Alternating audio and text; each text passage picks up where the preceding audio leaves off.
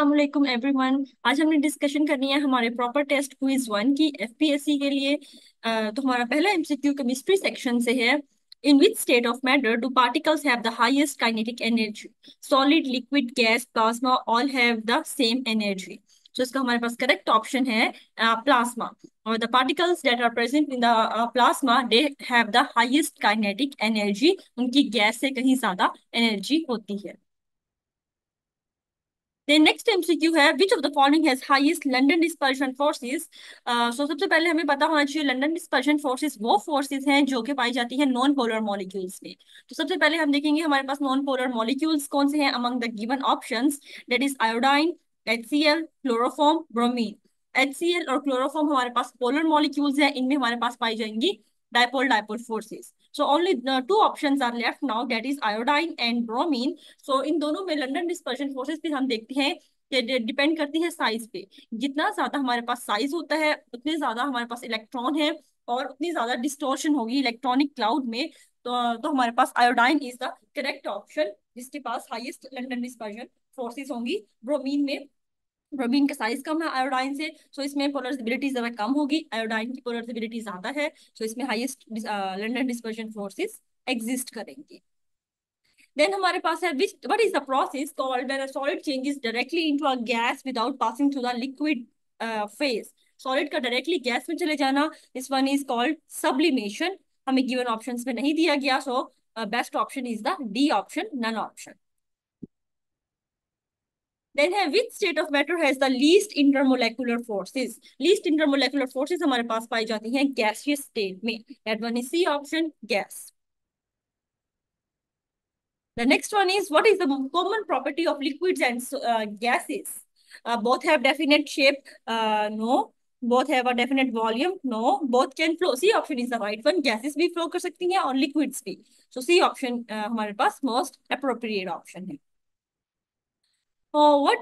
Which equation represents the relationship between energy, frequency, and Planck's constant? इनमें से हमारे पास A option is the right one. E is equal to hf. That is called the Planck's equation. ये हमें relationship बताएगी energy, frequency with the help of the Planck's constant. If the frequency of a wave is doubled, what happens to its wavelength? आपको पता है frequency and wavelength का जो relationship है that one is inverse relationship. तो अगर आप frequency को डबल करोगे उसकी वेवलेंथ हाफ हो जाएगी। So B option is the right one. Then हमारे पास नेक्स्ट है the speed of the light is approximately 310 raise पर 8 metre per second if the wave has a frequency of 610 raise पर 14 what is it's wavelength. तो इसमें हम formula को apply करेंगे। हमारे पास सिंपल फार्मूला है wavelength is equal to c divided by frequency. तो हमें फ्रीक्वेंसी स्पीड ऑफ लाइट दी गई है दैट इज 310 रेज पर 8 और दूसरा हमें दिया गया है फ्रीक्वेंसी 610 रेज पर 14। जब आप इसको सॉल्व करोगे तो आपके पास आंसर आ जाएगा 510 रेज पर -7 मीटर, क्योंकि ये भी मीटर पर सेकंड में दिया हुआ है और ये भी हर्ट्ज का मतलब है पर सेकंड। तो पर सेकंड से कैंसिल हो जाएगा हमारा लाइक दिस वन। तो ये भी पर सेकंड, ये भी पर सेकंड, तो ये कैंसिल हो जाएगा। हमारे पास आंसर हमारे पास मीटर में आएगा और हमें आंसर 510 रेज पर -7 मीटर कहाँ कहीं नहीं दिया गया, लेकिन हमें दिया हुआ है माइक्रोमीटर्स। तो हम क्या करेंगे, हम इसको माइक्रोमीटर्स में जब कन्वर्ट करेंगे तो ये बनेगा 0.5 10 रेज पर -6 और मीटर। और इसके बाद ये -6 जो है ये माइक्रो हो जाएगा और तो आपके पास ये आंसर आ जाएगा सिंपल 0.5 माइक्रोमीटर। सो इसको हम जरा रिमूव कर दें, नेक्स्ट टाइम से उसकी तरफ चलते हैं। हमारा नेक्स्ट एमसीक्यू है जी which of the following waves has the highest energy. तो हमारे पास हाईएस्ट एनर्जी हमारे इसके लिए आप देखोगे स्पेक्ट्रम में सारी की सारी आपको अरेंज करके दी गई है। सबसे कम जो होती है वो हमारे पास रेडियो वेव्स की एनर्जी है, फिर देन माइक्रो, फिर ये बढ़ता रहता है और आखिर में जाके हमारे पास एक्सरेज और गैमा रेज आती हैं। तो गैमा रेज की हाईएस्ट एनर्जी होती है और रेडियो वेव्स की हमारे पास सबसे कम एनर्जी पाई जाती है। Which quantity remains unchanged when a wave moves from one medium to another? तो हमारे पास फ्रीक्वेंसी कभी चेंज नहीं होती किसी भी वेव की। अब अगर आप एक वेव को एक मीडियम से दूसरे मीडियम में लेके जाओ, स्पीड, वेवलेंथ, एनर्जी हर चीज चेंज हो जाती है accept frequency. Which of the following correctly describes the principal quantum number? So principal quantum number हमें बताते हैं एनर्जी लेवल्स के बारे में इंफॉर्मेशन देते हैं कि कितना ज्यादा इलेक्ट्रॉन का डिस्टेंस है न्यूक्लियस से. So it indicates the mean energy level of an electron. B option. Then the angular momentum quantum number for an electron in a d orbital. So d orbital s के लिए 0 है, p के लिए 1 होती है, d के लिए हमारे पास 2 होती है. So the correct option here is C option. Angular momentum L value for d orbital is 2. Which principle states that no two electron in the same atom can have identical set of quantum numbers? एक दो electron जो कि same orbital में है उनका भी quantum number different होगा. ये कौन सा कहते हैं हमें? Poly exclusion rule. बिकॉज आपके पास अगर कोई भी इलेक्ट्रॉन है, फॉर एग्जांपल वो 3s ऑर्बिटल में है, तो उसका प्रिंसिपल क्वांटम नंबर सेम होगा, azimuthal quantum number, magnetic quantum number, but उसका स्पिन क्वांटम नंबर डिफरेंट हो जाएगा. बिकॉज एक +1/2 में होगा, दूसरा -1/2 में होगा. तो पॉली एक्सक्लूजन प्रिंसिपल हमें कहते हैं no two electrons can have the same values of 4 quantum numbers. Then हमारे पास है in which subshell would an electron be when n is equal to 3 and L is equal to 2. तो n की value 3 मतलब आपका third shell है, L की value 2 है तो मतलब वो d सब शेल में है. So it will be 3d, third shell के d ऑर्बिटल में इलेक्ट्रॉन आपका present. Which of the following elements has its valence electronic configuration 4s2 3d10 3p3? तो मतलब आपकी p3 है तो आपकी नाइट्रोजन फैमिली है. तो ये एलिमेंट जो है नाइट्रोजन आर्सेनिक पाया जाएगा. आपके पास nitrogen, yes, B option is the right one. Which set of quantum numbers is not allowed? तो आप एक एक करके चेक करोगे. अब यहाँ पे फर्स्ट में देखो गलती क्या हो सकती है. n is equal to 3, L is equal to 2, m is equal to -2, +2 से -2 ये वेरी करेगा. s इज इक्वल टू +1/2, ये बिल्कुल ठीक है, ये अलाउड है. देन आपके पास है n is equal to 2, L is equal to 1, m की वैल्यू 1 हो सकती है, s -1/2 हो सकती है. थर्ड में देखते हैं n is equal to 1, L is equal, ये गलती आ गई, ये अलाउड नहीं है. आपकी क्या है, n की वैल्यू जो भी होगी L की वैल्यू हमेशा एक कम होती है. अगर ये n की वैल्यू 1 है तो L हमेशा 0 होगा आपके पास. तो ये जो आपके पास C ऑप्शन है, that one is not correct. एहतियातन हम लास्ट में देख लेते हैं. n की वैल्यू 4 है, L की वैल्यू 3 होगी, m की वैल्यू फिर +3 से लेके -3 तक वेरी करेगी, और s +1/2 -1/2 दोनों एग्जिस्ट कर सकते हैं. So C option is not allowed. यहाँ L की वैल्यू 0 होनी चाहिए. देन 20 में है for given value of n the total number of orbitals possible is n square. जो भी आपके पास n की वैल्यू दी गई है, आपके पास कितने ऑर्बिटल्स हैं वो हमें पाए जाएंगे n स्क्वायर के फॉर्मूले से. लाइक आप फर्स्ट हम शेल की देख लेते हैं. फर्स्ट शेल में जब आप n की वैल्यू 1 है तो आप उसको पुट करो तो आपके पास जस्ट s ऑर्बिटल आ जाएगा. उसके बाद आप सेकंड के लिए जाओ तो आपके सेकंड यहाँ पे पुट करो n की वैल्यू 2, तो 2 स्क्वायर 4, और सेकंड शेल में आपके पास 4 ऑर्बिटल्स हैं. एक ऐसे होता है 3 p पाए जाते हैं. तो अगर आपके पास n की वैल्यू है तो आप टोटल नंबर ऑफ ऑर्बिटल्स बता सकते हो by using the formula n square. अब आप गलती क्या करते हो अक्सर कि यहाँ पे आप 2 लगा देते हो या s और p ऑर्बिटल. p में फर्दर हमारे पास सेकंड शेल में px py pz है, तो टोटल हमारे पास 4 ऑर्बिटल्स पाए जाएंगे सेकंड शेल में. एक ये थोड़ा सा आपने ध्यान देना. देन आपके पास in the context of quantum numbers which of the following is the correct set of an electron in a hydrogen atom. आपके पास इलेक्ट्रॉन है एक हाइड्रोजन एटम में, तो आपने बताना है कौन सा क्वांटम नंबर उसको जस्टिफाई कर रहा है. n is equal to 3, L is equal to 3 ये पॉसिबल नहीं है. दोनों L की वैल्यू 2 हो सकती है, इधर नहीं हो सकती. फिर आपके पास है जी n की वैल्यू 2, L की वैल्यू जी है 1, m की वैल्यू है 0, s की value -1/2. That one is quite possible, ये बिल्कुल है. देन है हमारे पास n is equal to 1, l की वैल्यू 0, फिर m की वैल्यू 1 नहीं हो सकती बिकॉज m की वैल्यू लाई करती है प्लस माइनस l, और l 0 है तो m की वैल्यू 0 ही होगी और कुछ पॉसिबल नहीं है. देन आपके पास n की वैल्यू है 4, l की वैल्यू 2 हो सकती है, m की वैल्यू फिर 3 नहीं हो सकती. आपके पास l की वैल्यू क्या होगी, +-2. तो आपके पास ओनली ऑप्शन जो है वो एग्जिस्ट कर सकते हैं वो बी ऑप्शन है. और ये कब होगा, इलेक्ट्रॉन में से हाइड्रोजन एटम के पास एक ही होता है, इसका मतलब क्या है, n इज इक्वल टू 2 है तो इलेक्ट्रॉन, एक्साइटेड इलेक्ट्रॉन की बात हो रही है, बिकॉज नॉर्मल ग्राउंड स्टेट की बात होती है तो n की वैल्यू 1 है, एक ही इलेक्ट्रॉन है फर्स्ट शेल में पाया जाता है। अब n की वैल्यू 2 है तो मतलब इलेक्ट्रॉन जो है हाइड्रोजन का वो एक्साइट हो चुका है, आपने किसी भी बेसिक टेम्परेचर देके एनर्जी देके उसको एक्साइट करवाया है और वो इस ऑर्बिटल में प्रेजेंट है। Which of the following statements about quantum number is incorrect? The principal quantum number can be any positive integer, बिल्कुल हो सकती है, l की वैल्यू n-1 होती है हमेशा, बिल्कुल m की वैल्यू -l से +l तक होती है including zero. D option is wrong one. The spin quantum number या तो +1/2 होता है या -1/2 होता है, जीरो हमारे पास एग्जिस्ट नहीं करता। Which element is known for forming a large number of colored compounds? तो colored compound हमारे पास qualities या characteristics है transition element की, so हम देखते हैं इनसे। magnesium is not a transition element, का calcium भी नहीं है, strontium भी नहीं है। The only two are chromium and zinc। अब zinc आपके पास non typical transition element है because इसमें dd transition नहीं होती, हमने कल भी discussion की थी। So only option that is left is the chromium, जो कि colored compound show करेगा। Which of the following is the electronic configuration of a typical transition element? अब देखो यहाँ पे S2D10 मतलब ये क्या है, नॉन टिपिकल हो गया। S1D5 ये बिल्कुल हमारे पास एक टिपिकल ट्रांजिशन एलिमेंट है। देन S2P6 ये तो ट्रांजिशन ही नहीं है ना हमारे पास, और इसमें भी D10 आ गई है तो ये भी नॉन टिपिकल है। तो so B option is the right one, जिसमें आपके पास D में पार्शली फील्ड इलेक्ट्रॉन्स होते हैं। What is the oxidation state of iron in Fe2O3? तो आप अगर इसकी ऑक्सीडेशन स्टेट निकालना चाहो तो बहुत इजी होता है। Fe2O3 आपको पता है कि ऑक्सीजन फोर्थ फैमिली से बिलोंग कर रहा है, 4p से, और तो आपके पास इसकी कॉमन ऑक्सीडेशन स्टेट -2 है। अब आपके पास तीन ऑक्सीजन है तो एक के ऊपर -3 है तो ओवरऑल इसके ऊपर -6 हो गया।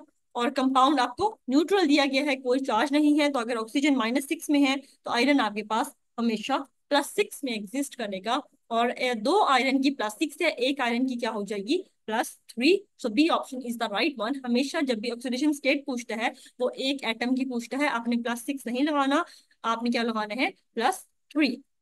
तो जब भी आपको न्यूट्रल कंपाउंड दिया गया हो तो आपने उनका सम टोटल इस तरह करना होता है कि ओवरऑल जो है वो 0 आ जाए। सो जी बढ़ते हैं नेक्स्ट एमसीक्यू की तरफ। विच transition element is known for having the highest melting point? Gold बहुत ज्यादा सॉफ्ट है, सिल्वर नहीं है, प्लैटिनम नहीं, टंगस्टन। टंगस्टन हमारे पास एलिमेंट ऐसे ट्रांजिशन एलिमेंट है जो कि हाईएस्ट मेल्टिंग पॉइंट रखता है। Which of the following ions is colored in aqueous solution? तो आपने क्या करना है, स्कैंडियम 3 पॉजिटिव में क्या होता है, दो इलेक्ट्रॉन ऐसे निकलते हैं, एक डी से, उसमें कोई इलेक्ट्रॉन नहीं है। टाइटेनियम 4 पॉजिटिव में भी सेम, दो ऐसे निकलेंगे, दो डी से, कोई इलेक्ट्रॉन नहीं है।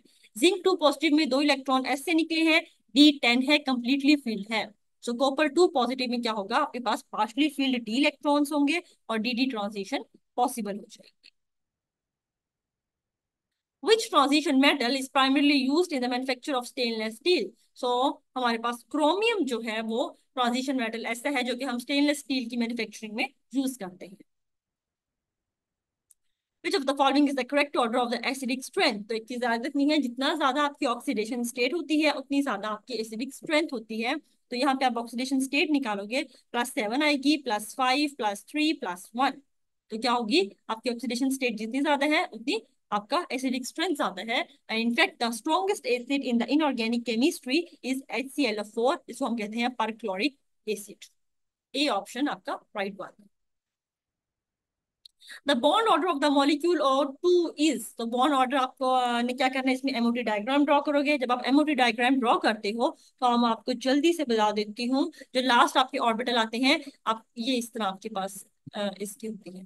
तो यहाँ पे आपके पास कंप्लीटली फिल्ड 6 इलेक्ट्रॉन होते हैं और यहाँ पे आपके पास दो अनपेयर्ड इलेक्ट्रॉन आ जाते हैं। तो होता क्या है कि आप बॉन्ड ऑर्डर कैसे निकालते हो, anti bonding minus bonding, sorry bonding minus anti bonding divided by 2। तो नॉर्मली इसका आता है 6 - 2 डिवाइडेड बाय 2, तो आपके पास 2 बॉन्ड ऑर्डर आता है ऑक्सीजन का। अब यहाँ पे उसने पूछा O2 पॉजिटिव का, तो O2 पॉजिटिव का मतलब क्या है कि एक इलेक्ट्रॉन आपका रिमूव हो चुका है एंटी बॉन्डिंग से। तो आप क्या करोगे, और हमेशा इलेक्ट्रॉन जो रिमूव करना है वो पहले आपने हाई एनर्जी से करना है, देन आप लोअर लोअर की तरफ हो। तो आपका अब क्या आ जाएगा, 6 - 1 डिवाइडेड बाय 2। 5 डिवाइडेड बाय 2, सो आपका बॉन्ड ऑर्डर आ जाएगा 2.5। सो यहाँ पे आपका जो करेक्ट ऑप्शन जो बनता है डेट वन इज 2.5। तो इसके लिए आपको जरा एमओटी डायग्राम को स्टडी करना पड़ेगा। इजी है, बहुत इजी है। एफएससी को एक बार गो थ्रू कर लें, वहां पे एमओटी डायग्राम आपको सिखाने को दिया गया है। और आपको हमेशा same orbitals, sorry same atoms की आती है, H2Cl2O2। डिफरेंट हेटेरो एटम्स की नहीं आती। Who discover the law of conservation of mass? Law of conservation of mass को डिस्कवर किया था जी, B option, Antoine Lavoisier. Then here, what did Henry Moseley contribute to the periodic table? So Henry Moseley वो scientist था जिसने atomic number को discover किया था। पहले जो हमारा फर्स्ट पीरियोडिक टेबल है जो कि डिमिट्री मेंडेलीव ने दिया था, वो था on the base of atomic mass. लेकिन उसकी कुछ प्रॉपर्टीज जस्टिफाइबल नहीं हो रही थी जब हमने उनको अरेंज किया on the base of atomic masses. Then Henry Moseley आया हमारे पास, उसने एटॉमिक नंबर को डिस्कवर किया, और उसके बाद उसने एलिमेंट्स को पीरियोडिक टेबल में अरेंज किया on the base of the atomic number. तो सारी जो प्रॉपर्टीज जो कि प्रॉब्लम करनी थी वो सारी प्रॉब्लम सोल्व हो गई। उसके बाद हमने मॉडर्न पीरियोडिक टेबल को on the base of atomic number arrange किया, जो कि आजकल हमारे पास एग्जिस्टिंग टेबल है। तो इसका करेक्ट ऑप्शन बनेगा ए ऑप्शन। वो डिस्कवर द नोबल गैसेस, तो नोबल गैसेस को डिस्कवर किया था William Ramsay, A option. Which element is commonly known as the sorry? Which element is commonly known as the building block of life?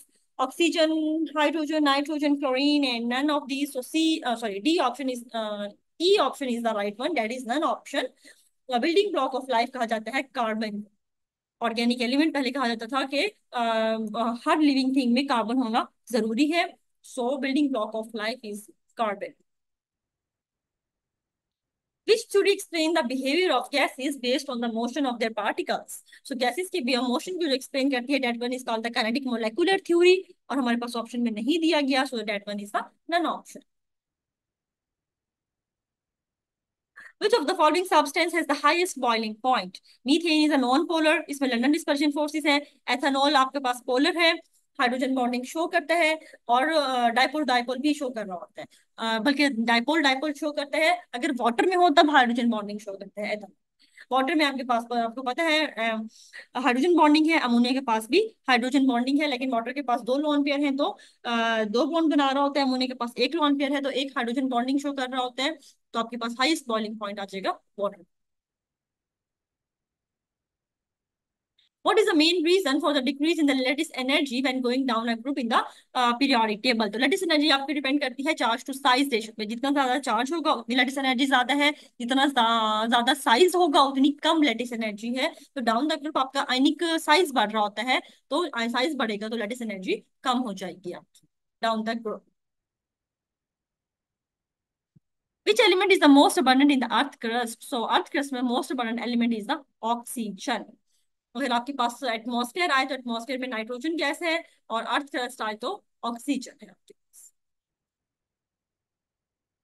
Bronze is an alloy of copper and zinc. C option is the right one. आपने bronze का भी देख लेना है। Bronze जो है वो copper and tin का है, ब्रास जो है वो कॉपर एंड जिंक का है।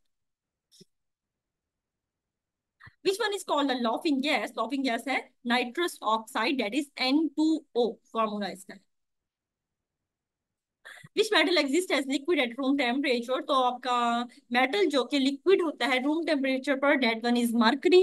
Hg सिंबल है उसका, हमें नहीं दिया गया, तो right option is the none.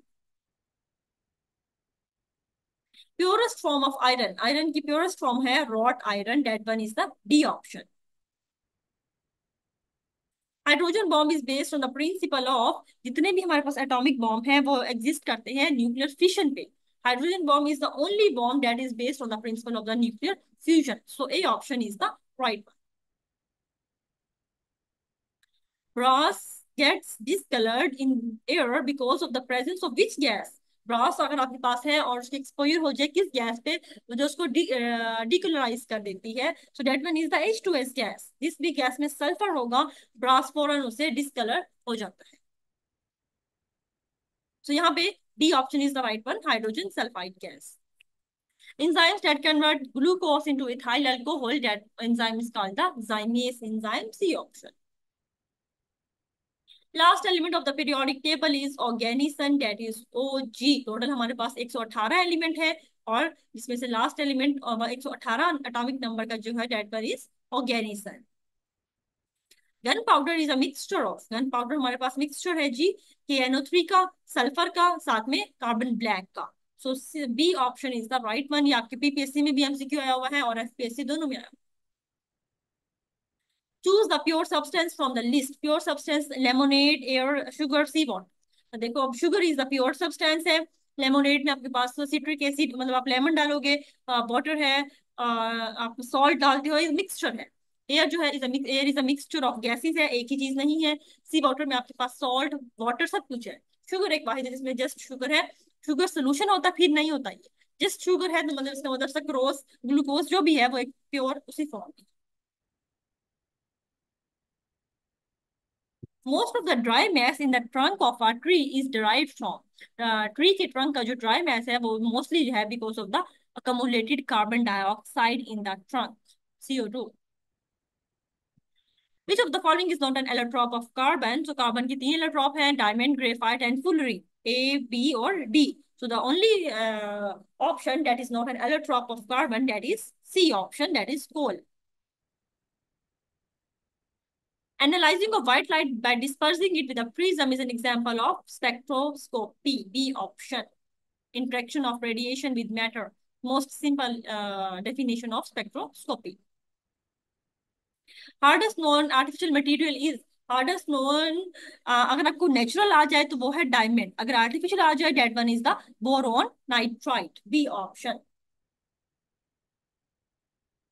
In chemistry pH stands for, pH का क्या होता है, पावर ऑफ हाइड्रोजन। ये भी आपके पास पेपर से लिया गया MCQ है। देन है group 5A element is called, group 5A को हम कहते हैं निक्टोजेंस, that one is the C option. Pnictogen हम ग्रीक वर्ड है जिसका मतलब होता है टू चॉक, कि जिस चीज को आप अगर इनहेल करो तो आपको चॉकिंग फील हो, आपको सफोकेशन फील हो, आपका दम घुटे।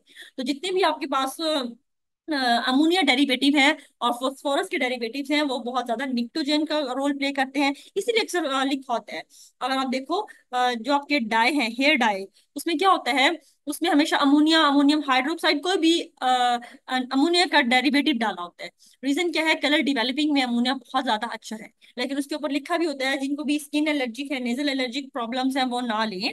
क्यों? क्योंकि जैसे ही जिसको कोई स्किन प्रॉब्लम, एलर्जिक प्रॉब्लम है, जैसे ही वो डाई लगाता है, डाई आपकी स्किन के थ्रू आपके ब्लड में जाता है और ब्लड से वो आपको सफोकेशन कॉज करता है। इनफैक्ट आप अगर बहुत ज्यादा एलर्जिक पेशेंट हो तो आपकी डेथ हो सकती है। बहुत ज्यादा आपकी जो नेजल क्या जो जहाँ से आप सांस ले रहे हो आपकी उनको चॉक कर देते हैं। सो ग्रुप 5 को हम कहते हैं निक्टोजेंस, दैट वाई जिनको नेजल एलर्जीज होती हैं वो यूज करते हैं ammonia free dyes. Okay, then हमारा स्टार्ट होता है इंग्लिश पोर्शन। इंग्लिश में हमारे पास है अ बुक ऑफ मैप्स, ऐसी बुक जो जिसमें जस्ट आपको मैप्स शो करवाए जाए उसको हम कहते हैं एटलस, सी ऑप्शन।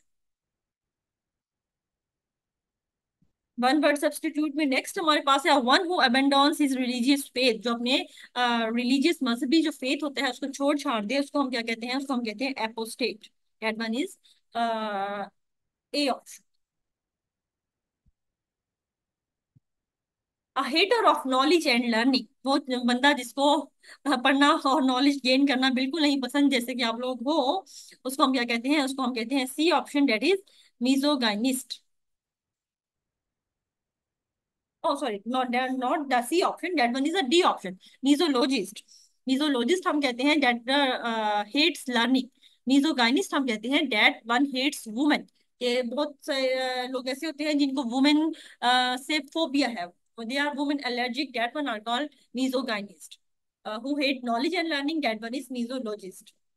और bibliograph हम कहते हैं जो कि love learning and knowledge, bibliograph। A lady's umbrella, women basket, धूप में जाते हुए छाता ले लेती हैं, that one is specifically called a parasol. Granary हम कहते हैं स्टोर को जहाँ पे ग्रेन स्टोर किया जाता है। देन एवरी हम कहते हैं ऐसी प्लेस को जहाँ पे परिंदों को रखा जाता है। एपिटैप इस टाइम मुझे नहीं याद आ। देन 59 है जी, a sad song. A sad song को हम कहते हैं डक, सी ऑप्शन। देन हमारे पास सिनोनिम्स है, सिनोनिम ऑफ अबेट। अबेट का हमारे पास सिनोनिम इनमें से कोई भी नहीं है, that one is none. Abate हम कहते हैं अजेम्बलेंस को, एक दूसरे की मदद करने को, इकट्ठा काम करने को अजेंबल होने। तो यहाँ पे ऐसा कुछ कोई नहीं है, सो बेस्ट ऑप्शन है नन ऑफ दिस। देन है अब्रेड। अब्रेड हम कहते हैं किसी चीज का फीका पड़ जाना, किसी चीज को खराब हो जाना। सो यहाँ पे हम लिख सकते हैं कोरोजन, ए ऑप्शन। देन है एंटोनिम ऑफ एल्ट्रुइस्ट। एल्ट्रुइस्ट का पहले हमें सिनोनिम आना चाहिए, तभी हम एंटोनिम करेंगे। तो एल्ट्रुइस्ट का हम कहते हैं सेल्फलेस, बहुत ज्यादा सिंसियर बंदा, बहुत ज्यादा साफ बंदा। तो इसका जो करीब तरीन ऑप्शन है that one is greedy one, D option, कि जो लालच करे, सिंसियर ना हो। देन है एंटोनिम ऑफ एजोनेंस। एंटोनिम ऑफ एजोनेंस, एजोनेंस हम कहते हैं बहुत ज्यादा किसी चीज का आपस में मिलना, सिमिलैरिटी। तो इसका एंटोनिम होगा डिससिमिलैरिटीज, ए ऑप्शन। देन हमारे पास है James is walking towards the school. Preposition से लिया गया है आपका MCQ, so it's one, A option is the right one. Then है she lived dash Australia dash 2018 dash 2022। तो she lived in Australia from 2018 till 2022. So C option is the right one.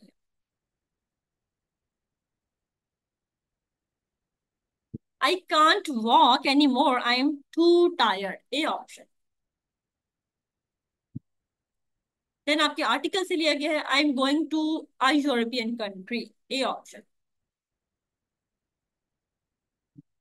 Then है Taj Mahal is one of the seven wonders of the world. कोई चीज आप specify कर रहे हो, कोई चीज यूनिक है, कोई चीज अपनी फेमसिटी की वजह से जानी जा रही है, तो आप अपने साथ दा लगाते हो। So C option is the right one. Identify which of the following is not an abstract noun. Abstract noun हम कहते हैं ऐसे नाउन को जो कि आप टच ना कर सको, फील कर सको, उसे हम कहते हैं लाइक पेन हो गया, love, hate, all that things जो फीलिंग्स वाली हैं उनको आप एब्स्ट्रैक्ट नाउन में लाते हो। तो honesty is an abstract noun, truth है जो एब्स्ट्रैक्ट नाउन है। Committee is not a abstract noun, so हम कलेक्टिव नाउन में आता है। तो C option is the right one.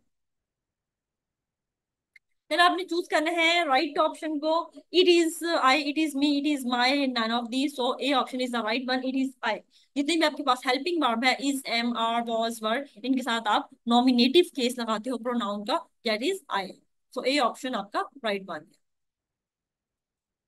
फिर आपने चूज करना है many a soldier has met his death. Many a soldiers has met his, many a soldiers have met his death. So many के साथ आप सिंगुलर नाउन, सिंगुलर वर्ब लगाते हो। So many a soldier has, A option आपका right one है इसमें। Then है जी आपके पास चूज द राइट वन।